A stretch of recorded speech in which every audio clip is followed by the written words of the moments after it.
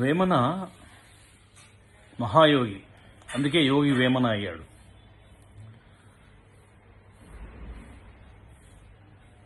భారతదేశం గొప్ప తత్వవేత్తల్లో యోగి వేమన కూడా ఒకడు. అయితే చాలామంది చాలా కాలం పాటు గుర్తించలేదు.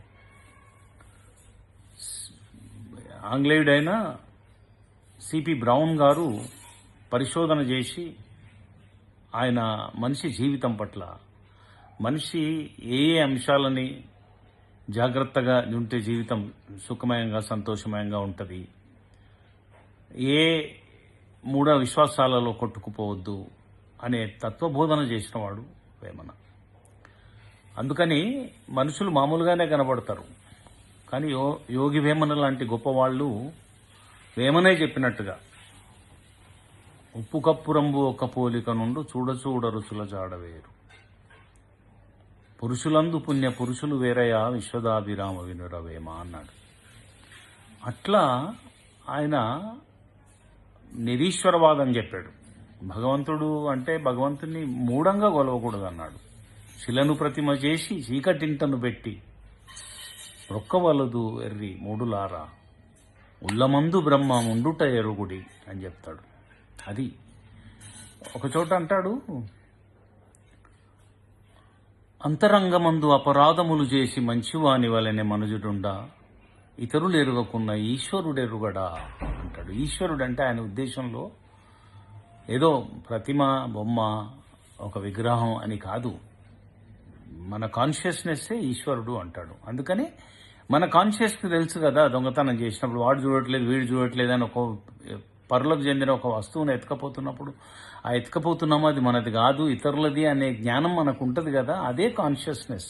అందుకనే ఆ మాట చెప్పినాడు. ఇక గుడ్డిగా నమ్మకూడదు అని అంటాడు. ఇంకా భగవంతుడిని కూడా భగవంతుడని ఎంతమంది విశ్వసిస్తారు కదా, ఆ హేతువు లేనప్పుడు భగవంతుడు కూడా తప్పే అంటాడు. కనక మృగము భువిన కలదు లేదనకయే తరుణి వీడిపాయే దశరథియు. రామాయణ కథ అంతా అదే కదా. అసలు బంగారు లేడీ అడిగింది సీత. అసలు భూమి మీద బంగారు లేడీ ఉంటుందా? బంగారం అనేది ఒక మెటల్, బంగారు లేడీ ఉండదు అనే జ్ఞానం ఉండాలి కదా అంటాడు దేవుడికైనా. కనక మృగము భువిన కలదు లేదనకయే తరుణి వీడిపాయే దాశరథియు. తెలివి లేనివాడు దేవుడెట్లాయరా విశ్వదాభిరామ వినురవే. తెలివి ఉండాలి కదా. అట్లాగే ఒకచోట కృష్ణుని విష్ణుమూర్తిని కూడా అంటాడు, పాలసంద్రమందు పవలించిన వాడు గొల్లలింటి పాలు కోరనేలా, ఎదుటివారి సొమ్ము ఎల్లవారికి ప్రీతి అంటాడు. అట్లా అసలు ఈ మూఢ భక్తిని కానీ, మూఢ విశ్వాసాలను కానీ, అంధవిశ్వాసాలను కానీ ఆయన నిర్ద్వందంగా ఖండించాడు. వాటిని నమ్మకండిరా, వాటి జోలి వెళ్ళకండిరా అని ఏమంటాడు. తిరుమలకు బోవ తురుక దాసరిగాడు, కాశీబోవ లంజ గరిత కాదు, కుక్క సింహమగునే గోదావరికి బోవ అంటాడు. అట్లా కుదరదు అంటాడు. ఇంకొక మాట ఏం చెప్తాడు, జీవహింస కూడా చేయకమంటాడు. అది కూడా మూఢ విశ్వాసమే. జీవి చంపి జీవికి పెట్టంగా జీవి తనబలిసి చెలుగుచుండు, జీవహింసకులకు చిక్కునా మోక్షంబు అంటాడు. అంటే మోక్షం చిక్కదు అని చెప్తాడు.